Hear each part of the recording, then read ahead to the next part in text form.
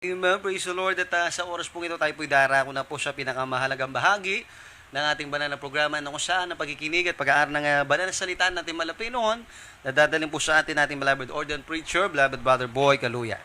Amen. Purihin po ang ating pinakamamahal na Panginoon. God bless you sa ating beloved MC, beloved Brother Paulo.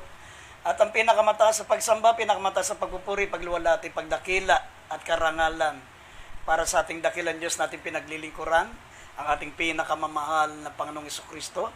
At nagpapabot din po ang dobleng pag-alang sa ating beloved and honorable pastor, beloved evangelist Wilde Estrada Almeida, the end-time prophet of our loving God, sa lahat po ng mga beloved children, mga apo, mga manugang na ating beloved pastor, at patuloy po nating inaalala ang mga di malilimutang aral ng ating beloved assistant pastor Lina C. Almeida, sa lahat po ng ating mga webcast viewers, Luzon, Visayas, Mindanao, sa mga kapatiran natin sa Metro Manila, sa Cavite, sa Bulacan, sa saan man naaabot ang ating banal na gawain, maging sa ibayong dagat, sa iba't ibang panig ng mundo. Maligayang panonood po sa inyo, mga minamahal. Kumusta na po kayong lahat dyan?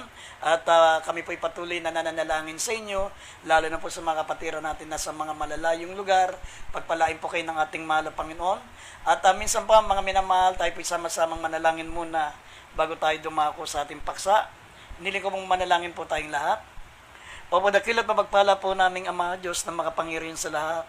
Sa pangalan namin pinakamamahal na Panginoong Jesucristo, minsan pa kami humingi ng kapatawaran sa lahat po ng aming mga pagkukulang, mga kamalian, sa aming mga kasalanan, dakilan Diyos.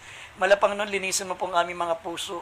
Gawin mo kaming karapat dapat magdala na yung banal at sagradong salita.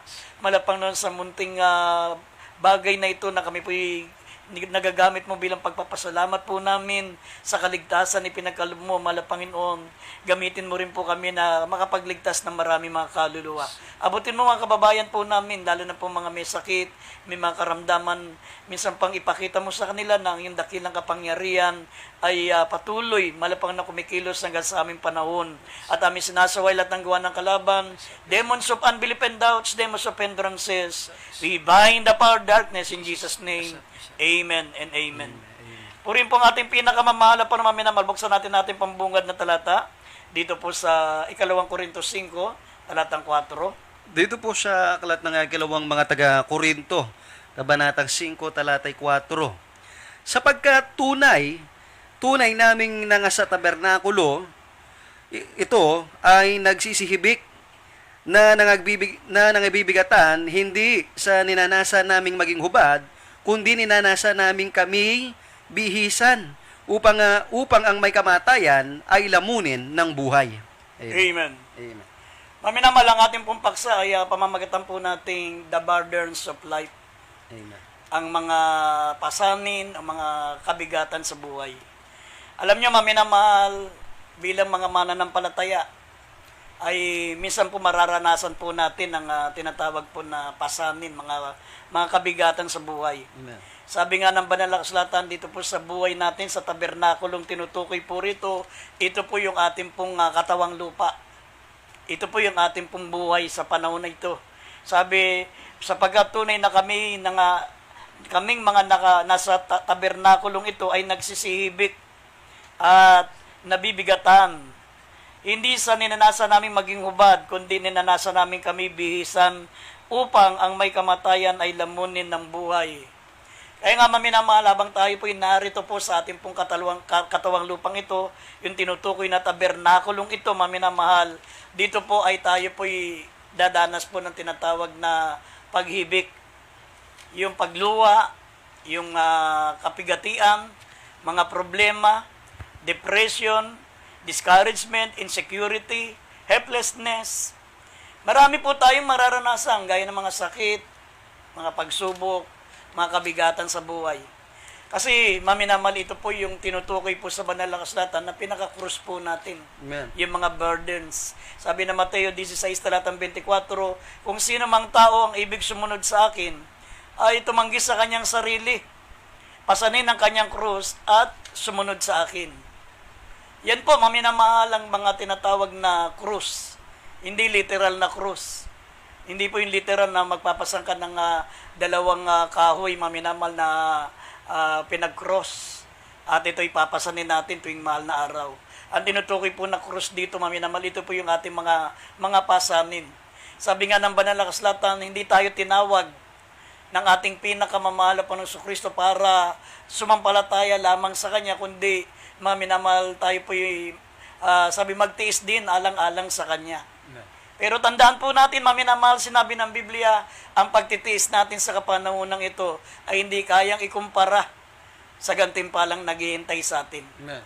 Kaya nga, mananampalataya o hindi mananampalataya, meron po tayong pasanin, meron po tayong tinatawag na burdens, meron tayong mararanasan na makabigatan sa buhay, pero ang kagandahan na tayo po'y nananampalataya kay Kristo maminamal, meron pong tumutulong sa atin, meron po maminamal magbibigay ng gantimpala sa atin, bawat pasanin, bawat problema, bawat mga minamahal, mga kabigatan na nararanasan natin sa paglilingkod sa Diyos, meron po tayong gantimpala. Amen. Merong katapat na gantimpala yan sa ating pinakamamahal na Panginoon. Sabi ng banal na kasulatan, maminamal, the Bible teach us to do three things with our burdens. Dito sa banal na kasulatan, itinuturo po ng Biblia, maminamahal, na meron tayong tatlong pasaning kinakailangan pasanin. Unang-una, sabi ng banal na kasulatan, maminamahal, sabi, our own burdens. Yung ating mga sariling pasanin. Sabi ng Galatia, Kapitulo 6, talatang 5, kindly po, basahin muna natin. Sabi, every man shall bear his own burdens. Meron, bawat isa sa atin, meron pong kanya-kanyang pasanin na dadalin.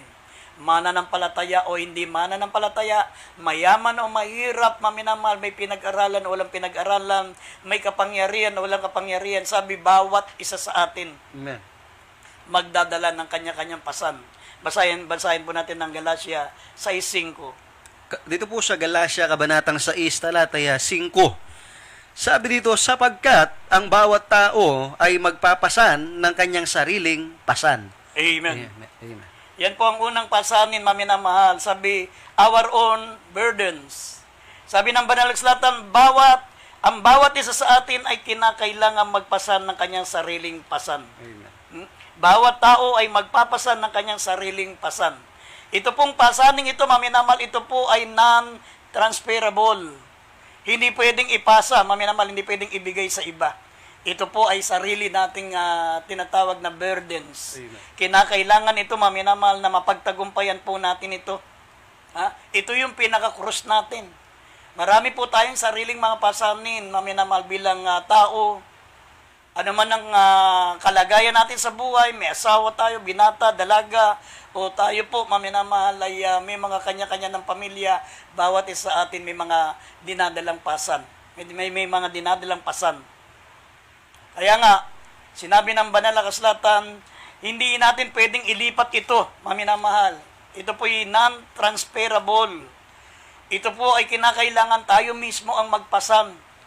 Ang mga pasaning tinutukoy dito, minsan maminamahal, kung tayo po'y father de pamilya, tayo po maminamahal ay mga magulang ng tahanan, minsan ang nagiging pasanin natin yung ating mga anak na matitigas ang ulo, yung mga anak natin maminamahal na walang ibinigay sa atin maminamahal na sa buhay natin, kundi problema, mga pagsubok. Minsan naman maminamahal, ang pasanin natin yung ating asawa, nagumon sa iba't ibang uri ng bisyo, imbis na tulungan po tayo maminamal sa pagtataguyod ng ating pamilya, nagiging karagdagang pasanan pa sa atin siya. Amen.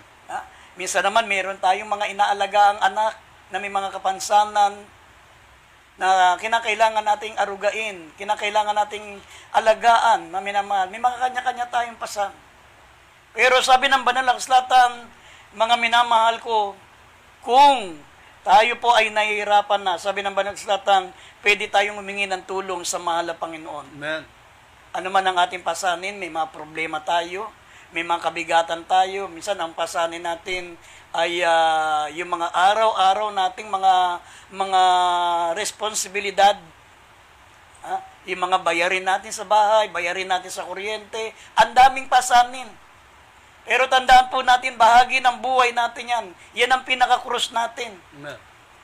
Pero, maminamal ang kagandahan lang nito. Sabi ng Biblia, tayo po, maminamal ay pwedeng humingi ng tulong sa Diyos. Yes. Sabi ng Psalms 55 verse 22, sabi po rito, maminamal, ilagay mo ilagay mo ang iyong pasan sa Panginoon, aalalayan ka niya. Ibig sabihin, pwede tayong humingi ng tulong sa Diyos sa pamagitan ng panalangin, sa pamagitan ng pagtawag sa mahal na Panginoon.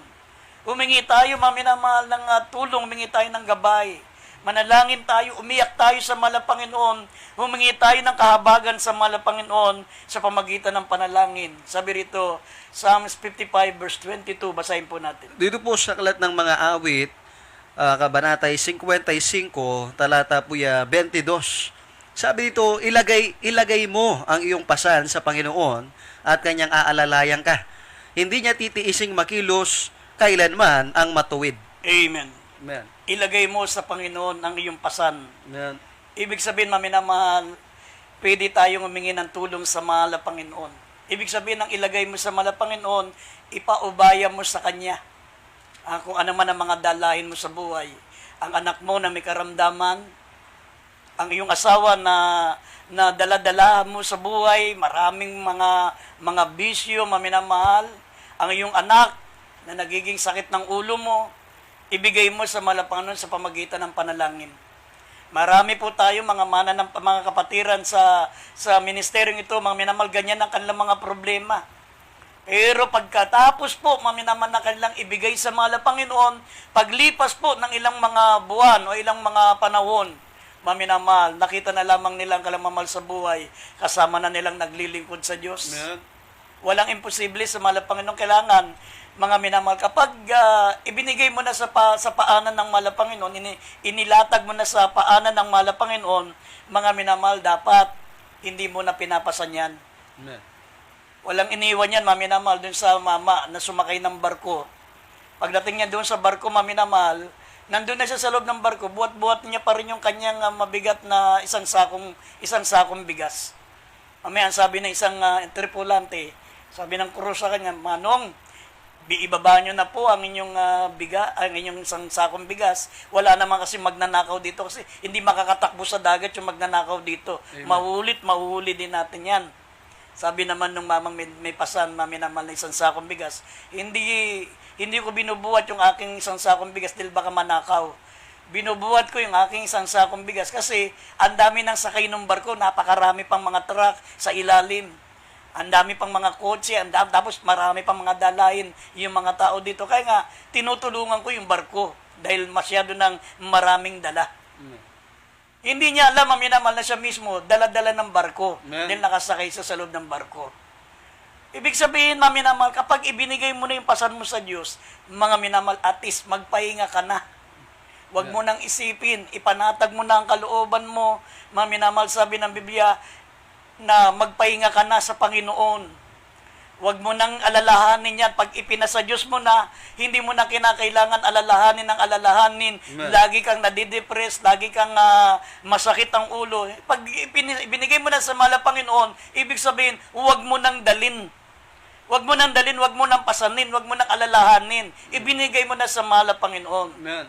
Kasi pag pasan-pasan mo pa yan, para bang gusto mo tulungan pa ang Diyos. Para kang yung mama na nasa loob na ng barko, buhat-buhat pa yung isang sakong bigas.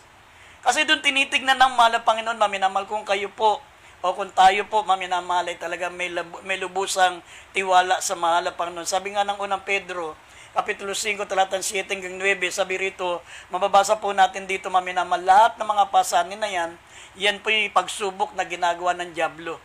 Sabi ng Biblia, cast all your cares upon Him, for He cared for you.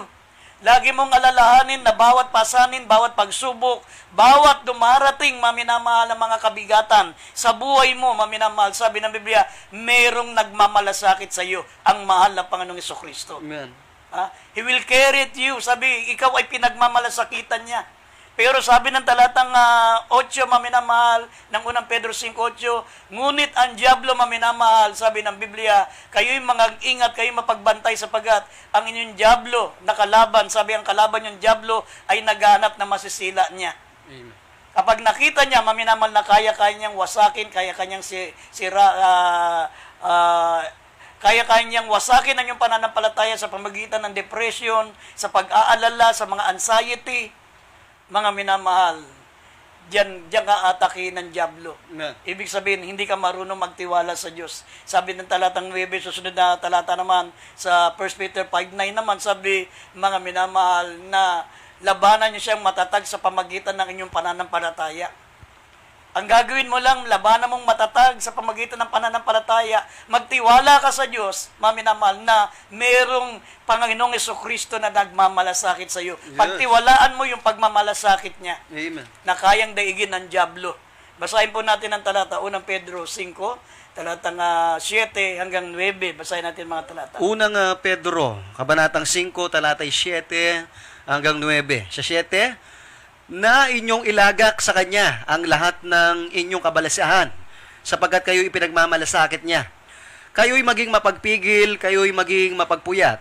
Ang inyong kalaban na dyablo, na gaya ng leyong umuungal, ay gumagala na humahanap ng masisila niya. 9, na siya'y labanan ninyong matatag sa inyong pananampalataya, yamang inyong nalalaman na ang mga gayong hirap ay nagaganap sa inyong mga kabatid na nasa sanlibutan. Amen. Amen. Nakita niyo, maminamal, bakit nagkasunod-sunod yung mga talatang yan? Amen. Kasi, maminamahal, maraming mga mananampalataya na ibinigay na yung kanilang pasangin sa malapangan, idinulog na sa panalangin, pero nangangamba pa. Nababalisa pa, maminamahal, nandun pa yung depression, nandun pa yung anxiety. Marami kami mga nakikita dito, maminamahal, na nagpapadala ng mga prayer requests, na sila daw ay mayroong karamdamang anxiety, sila raw ay depressed. Pagkatapos ng ilang linggo, nandun pa rin, sila pa rin yun. Depressed pa rin sila, mayroon pa rin silang anxiety. Dapat pag ibinigay mo na sa malapang noon, pag kayo humingi na ng prayer request, inilatag mo na yan sa paanan ng malapang noon, huwag mo nang buhatin muli. Yes, man. Huwag ka nang mag-alala, maminamahal, sabi ng Banal Slatan, sapagat ipinagmamalasakit niya kayo. Man. Sabi ng nabasa natin sa 1 Pedro 5:7, inyong ilagak sa Kanya ang lahat ng inyong mga kabalisahan, sapagat ipinagmamalasakit niya kayo. Amen. Ipinagmamalasakit tayo ng ating mahal na Panginoong Jesucristo. Pero sabi ng talatang 8, kayo'y mangagpigil, kayo'y mangagpuyat, ang inyong kalabang dyablo ay gaya ng leyong umuungal, gumagala at umahanap ng masasila niya. Ibig sabihin, titignan niya kung nagtitiwala ka sa Diyos. Talagang babantayan ka ng dyablo. Pag nakita niya na dinadala mo pa rin yung kabigatan mo, nag-aalala ka pa rin, nandun pa rin yung anxiety, nandun pa rin, maminamahal, yung depression, yan. Magtatagumpay ang dyablo sa iyo. Ibig sabihin, sabi ng Biblia, maminamahal, lulusubin ka ng dyablo. Sabi siya, ikatulad ng liyong umuungal at umahanap ng masisila niya. Ikaw po ang unang kandidato niya para silain. At sabi, labanan yung matatag. Sabi rito, labanan yung matatag ng inyong pananampalataya. Ang dyablo na inyong nalalaman na mga gayong hirap ay nagaganap sa inyong mga kapatid na nasa sanlibutan. Amen. Kaya nga, dito po tinitignan ng Diyos, maminamahal, ang laman ng inyong puso. Paano tayo tumugon sa mga problema? Paano tayo tumugon, maminamahal, sa mga pagsubok, sa mga kabigatan na dumarating sa atin? Sabi ng Deuteronomy chapter 8, verse 2, sabi po rito, mga minamahal, dito tinitingnan ng Diyos ang laman ng iyong puso. Kung totoong umiibig ka sa Kanya, kung totoo, maminamahal, na ikaw ay nagtitiwala sa Kanya, diyan makikita ng Diyos yung reaction mo. Kung paano ka tumutugon sa mga problema, doon malalaman ng Diyos ang nilalaman ng inyong puso. Sabi rito sa Deuteronomy chapter 8, verse 2, basahin natin. Dito po sa aklat ng Deuteromio, kabanatang 8, talatay 2. At iyong aalalahanin ang buong paraan na ipinatnubay sa iyo ng Panginoong Diyos nitong 40 taon sa ilang upang kanyang mapangumbaba ka at subukin ka at maalaman kung ano ang nasa iyong puso, kung iyong gaganapin ang kanyang mga utos o hindi. Amen. Amen. Yan po, maminamahal. Sabi, susubukin ka ng Panginoon upang maalaman mo o maalaman niya kung ano ang laman ng iyong puso. Amen. Kung ano ang nasa iyong puso. Ito'y tinitignan lang ng Diyos, maminamahal, ang laman ng iyong puso. Kung totoong umiibig ka sa Kanya, kung totoong nagtitiwala ka sa Kanya, kung totoo, maminamal ang pananampalataya mo sa Kanya. Yes. Diyan malalaman, maminamal, sa mga pagsubok, sabi ng Biblia, ang laman ng iyong puso. Kasi sabi ng ating malapang na maminamahal, Habang tayo po nasa kabigatan, sabi niya, "Come unto me, all ye that labor and heavy laden, and I will give you rest." Magsiparito kayo, kayong lahat ng mga napapagal, kayong mga nabibigatang luba, at kayo'y aking pagpapahingahin. Yes. Nag-iimbita mismo ang ating malapanginoon, inaanyayahan niya. Inaanyayahan tayo, ibigay natin sa kanya ang ating pasan. Sabi rito, maminamag kayong mga may nabibigatang luba. Sabi mayroong mga mabibigat na pasanin. Kayong lahat na napapagal, nabibigat ang lubaan. Sabi rito, pasanin niyo ang aking pamatok at mag-aral kayo sa akin sapagkat ako'y maamo at mapakumbabang puso at masusumpungan niyo ang kapahingahan ng inyong kaluluwa. Sa pamagitan po ng pakikinig natin ng salita ng Diyos, tayo po'y nag-aaral paano tayo, mga minamahal, magbibigay ng katugunan, ano magiging tugon natin sa panahon ng pagsubok, sa panahon ng kabigatan, sa panahon na tayo po'y may mga daladalang pasanin sa buhay, maminamahal. Sabi, sa pamagitan ng salita ng Diyos na ating napapakinggan, tayo po'y nag-aaral. Sabi, pasanin niyo ang aking pamatok, mag-aral kayo sa akin. Matututunan natin sa pamagitan ng kanyang banal na salita paano tayo harap sa mga pagsubok. At sabi, bibigyan ko kayo ng kapahingahan ng inyong mga kaluluwa. Yes. Yan po, maminamal, ang tinatawag na first burden. Ang pangalawa, maminamal, sabi, bear ye one another burdens. Ito po ang pangalawang krus o pangalawang burden natin, maminamal, yung bear ye one another burdens. Basahin po natin ng Galatia, Kapitulo 6, talatang 2. Basahin po natin ito, maminamahal. Galatia, kabanatang 6, talatay 2. Sabi dito, mangagdalahan kayo ng mga pasanin ng isa't isa, at uparin ninyong gayon ang kautusan ni Kristo. Amen. Amen. Ito po ang pangalawang pasanin natin, maminamahal. Sabi, bear ye one another burdens, and so fulfill the law of Christ. Amen. Isa po sa mga krus natin na dapat nating dalhin, isa sa mga kabigat, mga burdens natin, yung ating pong kapatiran, ang ating kapwa. Ang sabi ng banal na kasulatan, ito po yung tinatawag na mutual assistance. Yung tayo po yung nagtutulungan, yung tayo po yung nagdadalahan ng pasanin sa isa't isa. Gaya ng sinabi rito sa 1 Thessalonians chapter 5 verse 11.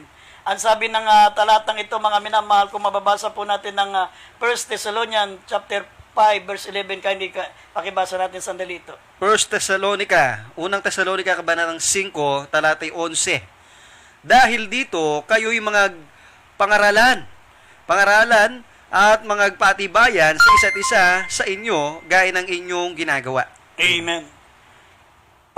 Tayo'y magpalakasan, tayo po'y magpatibayan sa isa't isa. Amen. Ang tawag dyan, maminamag, bear ye one another burdens. Ito po yung tinatawag ng mutual assistance. That's right. Alam nyo, maminamahal, kung mababasa nyo po ang Lucas, yung panahon po ng buwat-buwat na malapangano ng kanyang literal na krus hanggang sa Golgotha. Meron pong isang tao doon, maminamahal, na dayuhan. Siya po, maminamahal, ay maaring Aprikano kasi maitim po siya. Nung nakita niya na ang malapang noon ay napakabigat ng kanyang daladala, ipinabuhat sa kanila ng sundalong Romano, maminamahal, yung pong mabigat na krus na daladala ng mahal na Panginoon. At ito pong tinatawag, mga minamahal, na ang pangalan ito ay Simon na taga-Cyrene. Taga-Cyrene. Pinasa niya yung krus na yun, maminamahal, tinulungan niya, inalalaya niya ang mahal na Panginoon hanggang makarating sila sa bundok ng Golgotha. Kung hindi inalalayan itong Simon na taga-Cyrene, maminamahal ang ating mahal na Panginoon, hindi niya madadala doon sa bundok ng Golgotha. At hindi tayo, maminamahal, hindi may isa sa katuparan ng malapang ng kanyang misyon na tayo po, maminamahal, ay tubusin sa ating kasalanan. Kaya nga itong tinatawag na mutual assistance na ginawa nito pong si Simeon na taga-Cyrene, mga minamahal, yan po ay naligtas. No? Yan po ang naging dahilan na siya'y naligtas. Hindi siya mananampalataya, hindi siya Israelita, maminamahal, siya'y dayuhan lamang doon. Pero pinasa niya, tinulungan niya ang ating mahal na Panginoon. Yan din dapat ang gawin natin bilang mga mananampalataya. Dapat meron tayong mutual assistance. Yes. Hindi tayo ang nagbabanga-bangayan sa isa't isa. Amen. Hindi tayo, mga minamahal, ang nagsisikwa, nagsasakmalan. Kundi tayo po'y nagdadamayan, nagtutulungan, nagpapatibayan sa isa't isa. Sabi po rito, maminamal, kayong mga malalakas ay alalayan nyo ang mga mahihina. Basahin natin ng Roma 15, talatang 1 hanggang 2. Alalayan natin yung mga mahihina, hindi yun tayo pa ang magiging dahilan na sila'y lubusang bumagsak. Pag nakikita natin medyo ang ating mga kapatid sa Panginoon ay talagang sa bigat ng mga problema, sa bigat ng mga pagsubok na dumadating sa Kanya, parang gusto niya nang sumuko, kailangan niya ng mutual assistance. Diyan po tayo kinakailangan ng mga ganitong kapatiran. Magdalahan tayo ng pasanin sa isa't isa. Sabi kayo mga malalakas ay magdala ng kahinaan, mga minamahal na mga mahihina. Basahin natin itong Roma 15, talatang 1 hanggang 2. Dito po sa aklat ng mga taga-Roma, kabanatang 15, talatay 1 hanggang 2. Tayo nga ang malalakas ay nararapat mangagbata ng kahinaan ng mahihina. At huwag tayong magbigay lugod sa ating sarili. 2, bawat isa sa atin ay magbigay ng lugod. Magbigay lugod sa kanyang kapwa, sa kanyang ikabubuti, sa ikatitibay. Amen. Yan po, maminamahal ang mga palatuntunan ng ating mahal na Panginoon. Ang tawag po diyan ay mutual assistance. Hindi yung tayo pa, maminamahal, ang nagiging dahilan na yung mga mahihina ay lalo pa nating ibinabagsak. Sabi nga, tayo mga malalakas ay nararapat magbata ng kahinaan ng mahihina. Huwag tayo magbigay lugod sa ating sarili. Huwag nating ipakita, maminamal, na mas matuwid tayo kaysa sa Kanya. Huwag nating ipakita, maminamal, na mas malakas ang pananampalataya natin sa Kanya, maminamal, dahil siya ay hindi nakakasunod, tayo nakakasunod. Nakita natin na wala pa siyang kabanalan, tayo nasa kabanalan na. Ang ibig sabihin niyan, malakas ka, pero mahina siya.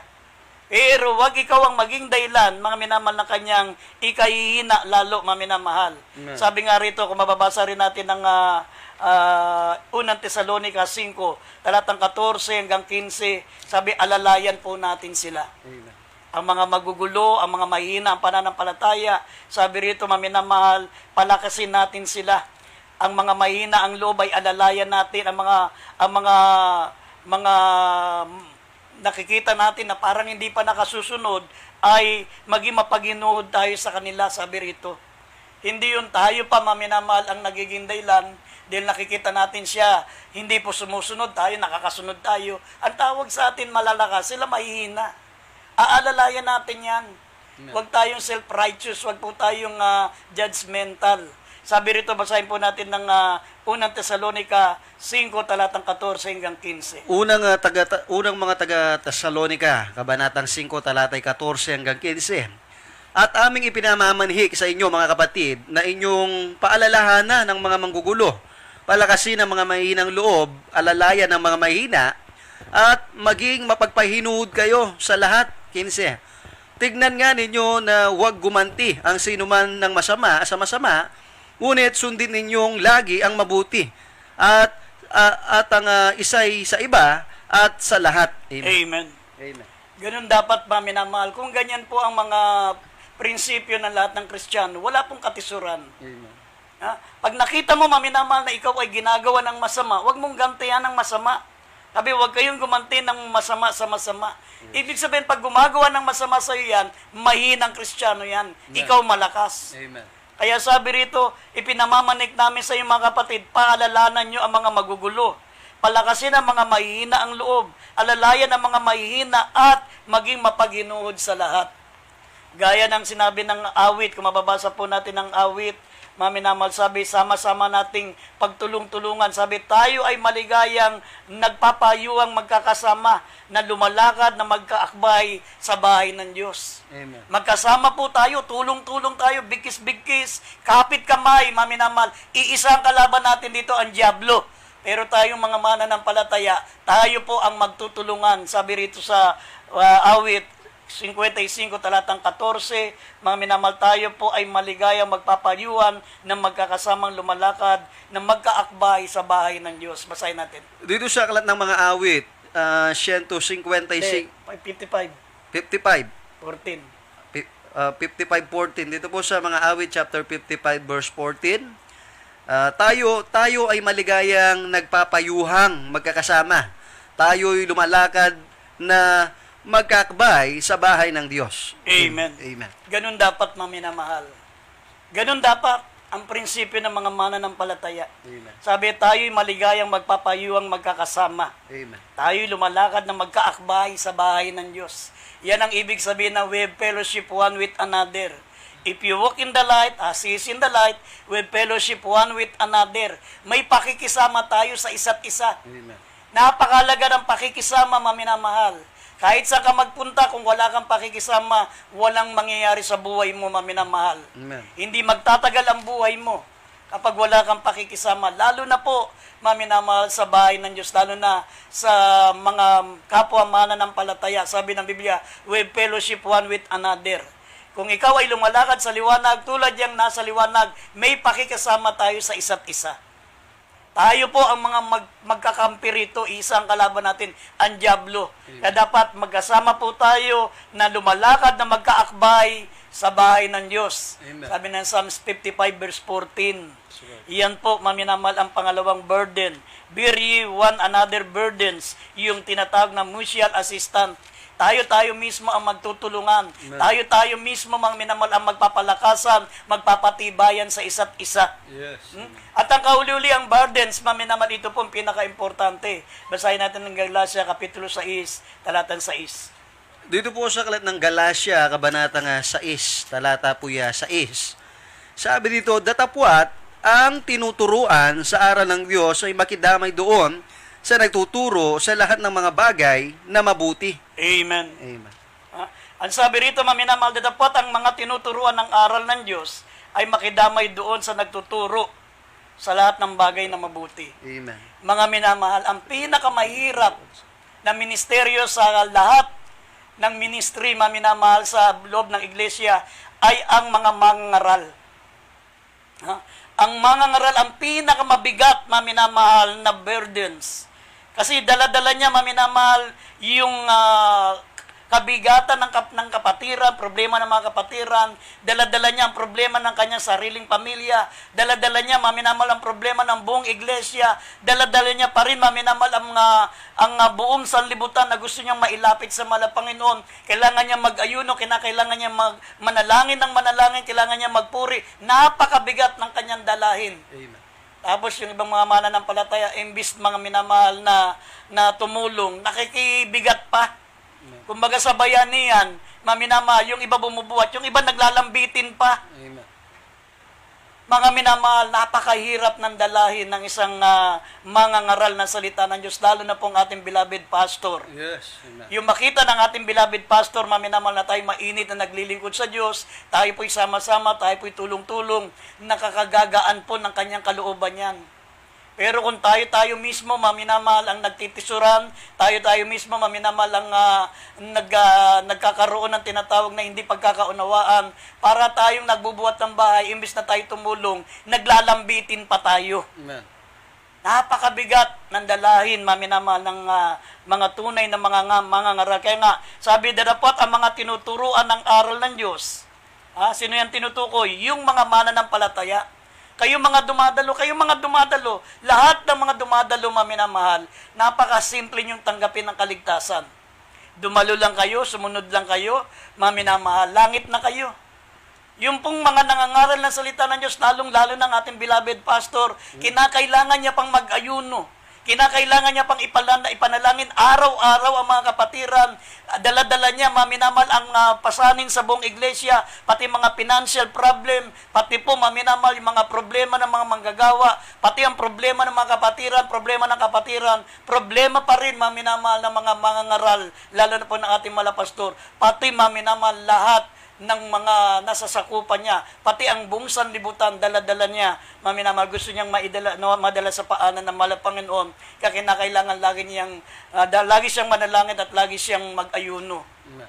Pero ang ginagawa ng iba, maminamal, simple lang ang iniling, makiisa na lang tayo, magkaunawaan, magkaintindihan, hindi pa magawa. Amen. Dadalo ka lang, magkaroon lang kayo ng tinatawag ng magandang ugnayan, harmony, magkaroon kayo ng pagkikisama sa isa't isa, langit na kayo. Samantalang yung pasanin ng mga ngaral, napakabigat. Amen. Problema niya, maminamahal, ang buong iglesia, problema niya pa ang dyablo, nagbibigay ng karamdaman, pati yung sarili niyang katawan, maminamahal, akala nyo, maminamahal, ang mga mangangaral ay malalakas na tao. Kasi sila ang nangangaral, sila ang nasa banal na pulpito. Kung titignan natin, napakalakas nila. Kung titingnan natin, parang makapangyarihan sila. Pero ang totoo niyan, mga minamahal, sila po ang pinakamahina, mga minamahal, at na pinakamaraming problema. Pinakamaraming pagsubok, pinakamaraming kabigatan, pinakamaraming burdens. Amen. Ha? Pagkatapos nila, mga minamahal, na magsalita, magpalakas ng loob sa mga mananampalataya. Pag uwi niya, maminamal, pagbalik niya sa kanyang pribadong buhay, nandun, umiiyak siya.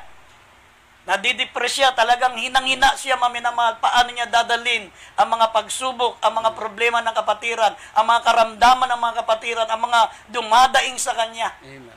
Samantalang kayo, sariling problema nyo lang ang iniisip nyo. Ayun ang sinabi, dapat ang tinuturuan sa aral ng Diyos, makidamay doon sa nagtuturo. Sino yung nagtuturo? Unang-unang ating beloved pastor, ang inyong mga preachers, ang inyong mga mangangaral. Kaya dito po, mayroon pong 10 ways to support your church. Mayroon pong, sabi nga, na tayo makidamay doon sa nagtuturo sa lahat ng bagay. Sa lahat ng bagay, material, financial, at spiritual. Amen. Maminamahal, hindi lamang sa emotional, hindi lamang sa financial, hindi lamang maminamahal sa pagkakaroon ng burden sa ating pong namumuno, kundi maminamahal, sabi, tayo po ay makidamay sa lahat ng bagay. Lahat ng bagay. Dito po meron 10 ways to support your church. Unang-una, attend regularly. Yan po, malaking kasiyahan na po ng ating pong mga mangangaral yan, ng ating beloved pastor. Pag nalaman kayo po'y laging dumadalo, lumalakas po ang loob ng ating mga pastor. Siya po'y nakukomfort, siya po maminamahal, ay nabubuhayan ng loob. Yeah. Attend regularly. Pangalawa, give generously. Sabi, makidamay tayo sa lahat ng bagay, pati sa pinansyal, sa material. Ang mga totoong mga pastor, hindi nagdinegosyo, hindi nagtitinda, hindi nagtatrabaho. Ang mga totoong manggagawa ng Diyos, maminamahal, sila po nabubuhay sa altar. Amen. Sabi, mga nangangasiwa sa altar ay dapat mabuhay sa altar. Kaya nga, isa sa pagtulong natin, give generously. Pangatlo, love radically. Magkaroon tayo ng pagmamahalan sa isa't isa, huwag tayong magtisuram. Bring souls consistently. Patuloy tayo magdala ng kaluluwa sa paanan ng malapanon. Bawat mananampalataya, magdala ng tigi-isang kaluluwa. Araw-araw na may banal na gawain, mga minamahal.